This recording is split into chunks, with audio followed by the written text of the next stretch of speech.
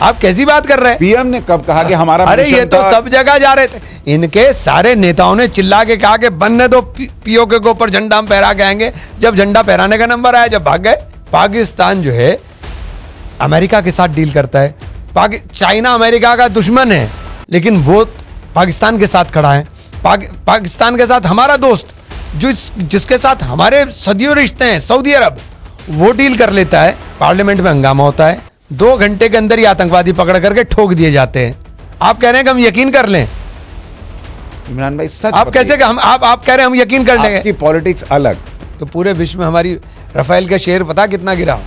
तो आप शेयर गिराने के लिए पूछ नहीं, मुझे बताइए ना, राफेल का शेयर क्यों गिर गया था? तो ये राहुल गांधी के सवालों से ही तो गिर रहा नहीं, बताइए ना क्यों गिर गया था? राहुल गांधी ये पता करने के लिए सवाल पूछ रहे थे कि चीजें ऐसी हैं जिनका मैं यहाँ जवाब नहीं देना चाहता, आपको अलग दे दूंगा। ऑपरेशन सिंदूर में हमने पाकिस्तान को बहुत मारा ना? सच? कहाँ मारा? नहीं मारा। कहाँ मारा? ऑपरेशन सिंदूर में पाकिस्तान क्या को नहीं मारा बताइए ना। अरे 11 एयरबेस फोड़ दिया। अभी आपने बोला मारा? पाकिस्तान जो है वो घुटनों पे था। घुटनों पे क्या मारा? एक बात तो बताइए। ये मारना थोड़ी ना था। अरे मारना तो पीओके पे झंडा फहराना था। रशिया भी डील के रास्ते खोल रहा है। ईरान जो पूरी दुनिया में सबसे ज्यादा यूनाइटेड नेशन में खड़े होकर के कश्मीर के मुद्दे पर भी हमारा साथ दे रहा था, वो भी पाकिस्तान के साथ डील करने की बात कर लेता है। एकदम इधर लगता है मुझे। आपके इधर क्यों लगता है? क्योंकि मेरा देश डेड नहीं है। मेरे देश की इकोनॉमी डेड नहीं। कहाँ है आपकी इकोनॉमी? फर्क नहीं पड़ता कि नरेंद्र मोदी चला रहे हैं या आप बताइए कहाँ गई इकोनॉमी आपकी? आप जब ग्रोइंग इकोनॉमी है आप भी बोल रहे हैं ना। अरे IMF बोल रहा है। अरे आप सुनिए, मेरी बात सुनिए ना। जो इंदिरा जी को गोल हासिल करना था वो गोल हासिल कर लिया। वैसे मोदी जी को जो गोल हासिल क्या गोल हासिल किया? आप मुझे एक गोल बता दीजिए, क्या हासिल हुआ? मुझे ये बताइए। आप मुझे बताइए, एक सेकंड सर। हाँ। क्या गोल हासिल किया? पाकिस्तान को पूरी दुनिया में कोई पूछ नहीं रहा था। मोदी जी की मेहरबानी से पाकिस्तान जो है अमेरिका के साथ डील करता है। चाइना अमेरिका का दुश्मन है, लेकिन वो पाकिस्तान के साथ खड़ा है। पाकिस्तान के साथ हमारा दोस्त जिसके साथ हमारे सदियों रिश्ते हैं, सऊदी अरब, वो डील कर लेता है। और डील में लिखा जाता है कि एक देश के ऊपर हमला दूसरे देश पर माना जाएगा। रशिया ऑपरेशन सिंदूर के बाद देखिए, सुनिए, रशिया हमारा दोस्त और सदियों पुराना दोस्त। रशिया भी डील के रास्ते खोल रहा है। ईरान जो पूरी दुनिया में सबसे ज्यादा यूनाइटेड नेशन में खड़े होकर के कश्मीर के मुद्दे पर भी हमारा साथ दे रहा था, वो भी पाकिस्तान के साथ डील करने की बात कर लेता है। तो पाकिस्तान जो अप्रासंगिक हो गया था पूरे विश्व के अंदर, वो आज फिर बराबर में खड़ा हो गया हमारे, सिर्फ इस सीज फायर के चक्कर में। क्या बात कर रहे हैं आप? किस भाषण में कहा था? अरे इनका एक बात सुनिए। इनके तो नेता चिल्ला चिल्ला के कहते थे, ये तो लाहौर पे टैंक पे बैठ करके लाहौर जा रहे थे। आप कैसी बात कर रहे हैं? पीएम ने कब कहा कि हमारा अरे ये तो सब जगह जा रहे थे। इनके सारे नेताओं ने चिल्ला के कहा कि बनने दो, पीओके के ऊपर झंडा हम फहरा के आएंगे। जब झंडा फहराने का नंबर आया, जब भाग गए। नहीं, मैं ये कह रहा हूं कि प्रधानमंत्री और हमारी सेना का, मैंने आप सेना के तमाम जितने तीनों फोर्सेस के हेड हैं उनकी बात सुनी। उनका कहना था कि हमारा मिशन क्लियर था कि जिन लोगों ने पहलगाम किया, हम एक आतंकवादी आपने अब तक आतंकवादियों की पहचान आप कर नहीं पाए भाई। ऑपरेशन देखिए, जिस दिन मार दिए गए, जिस दिन एक बार इमरान एक सेकंड मार दिए गए। अरे सर, मेरी बात सुनिए ना। आपने एक दिन पहले पार्लियामेंट में हंगामा होता है, 2 घंटे के अंदर ही आतंकवादी पकड़ करके ठोक दिए जाते हैं। आप कह रहे हैं कि हम यकीन कर लें?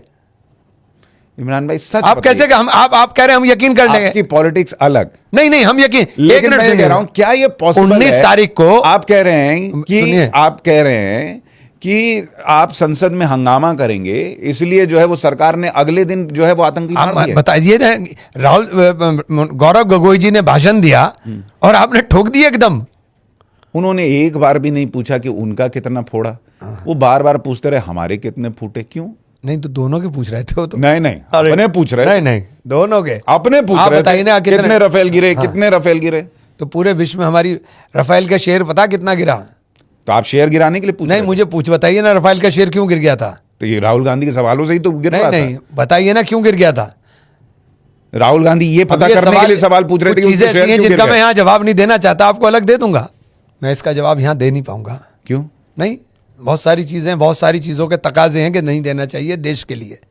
सिर्फ देश के लिए। नहीं, पर मैं ये कह रहा हूं सिर्फ देश के लिए पर नहीं मैं दे रहा हूं। नहीं, पर इमरान भाई चलिए ठीक है, मेरा सवाल ये है कि राहुल गांधी का इंटरेस्ट क्या था जानने में कि कितने राफेल गिरे, और अगर इंटरेस्ट राहुल जी का इंटरेस्ट तो पूरे के पूरे ऑपरेशन सिंदूर को जानने में था। बिल्कुल नहीं था, वो खाली पूछते रहे कितने राफेल गिरे, नहीं कितने नहीं, राफेल पूरे गिरे। आप पूरा का पूरा इंटरेस्ट उनका था। एक बात का जवाब नहीं दे पाए। पार्लियामेंट में जो भाषण दिया मोदी जी ने, एक बात का जवाब नहीं दे पाए। राहुल गांधी को जानना था अगर राफेल गिरे, जी। कमरे में जाके पूछ लेते। तो आप एक बात तो बताइए, वो तो ना कमरे में ना बाहर, वो तो कहीं जगह बताने को तैयार नहीं है। कमरे में बताने को क्यों नहीं तैयार होंगे? राहुल गांधी ने कभी ट्राई किया सर? सच ये तो बताइए। देखिए इमरान भाई, आप देखिए ईमानदारी से मैं एक बात सुनिए, राहुल जी ने क्या किया। अच्छा एक बात बताइए, सुनिए, आपने कहा ना कि ऑपरेशन सिंदूर में हमने पाकिस्तान को बहुत मारा ना? सच? कहाँ मारा? नहीं मारा। कहाँ मारा? ऑपरेशन सिंदूर में पाकिस्तान क्या को नहीं मारा बताइए ना। अरे 11 एयरबेस फोड़ दिया। अभी आपने बोला मारा? पाकिस्तान जो है वो घुटनों पे था। घुटनों पे क्या मारा? एक बात तो बताइए। ये मारना थोड़ी ना था। नहीं अरे मारना। मारना तो पीओके पे झंडा फहराना था। तो उसके पहले जो हुआ सब हाँ देखिए, जो उन्होंने बम मारे, हमने बम मारे, हमने नुकसान दिया। उनका कहाँ बम चला? हमने ड्रोन से फोड़ दिए। अब छोड़िए, हम ये इस चीज़ को यहाँ नहीं बोलना चाहता।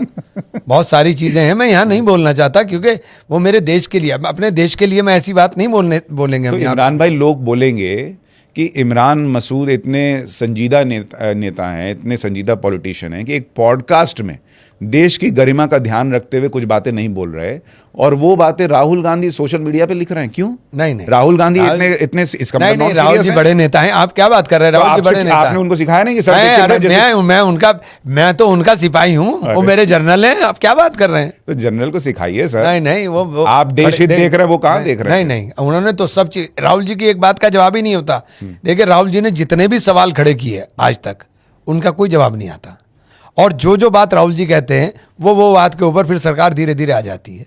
आप जब इजराइल चिल्ला रहे थे, पूरे देश में इजराइल के लिए बातें चल रही थी, इस विचारधारा के लोग इजराइल को कर रहे थे, फिलिस्तीन को कंडेम कर रहे थे। क्या हुआ? यूनाइटेड नेशन में जाकर के भारत को करना पड़ा ना फिलिस्तीन का, क्योंकि हमारी विदेश नीति का तकाजा है, हमारी नीति का तकाजा है।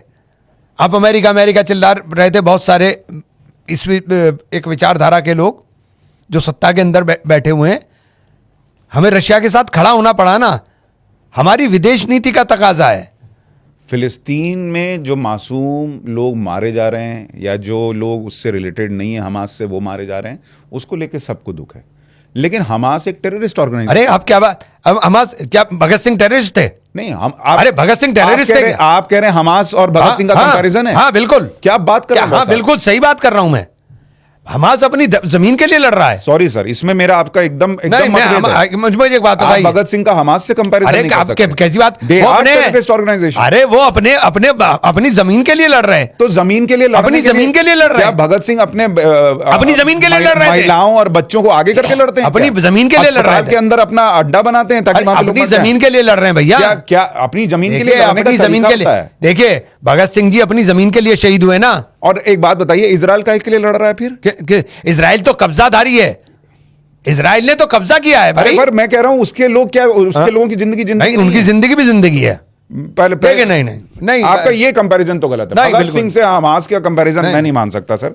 मेरा और इसमें आपका बहुत सारी चीजों में सहमति हो सकती है, इसमें नहीं। देखिए, हमास को आप टेररिस्ट ऑर्गेनाइजेशन मान रहे हैं। मेरा मानना हमास के लिए कि हमास ने अपनी आजादी के लिए लड़ाई लड़ रहा है। तो आप हमास के लोगों को आतंकी नहीं मानते?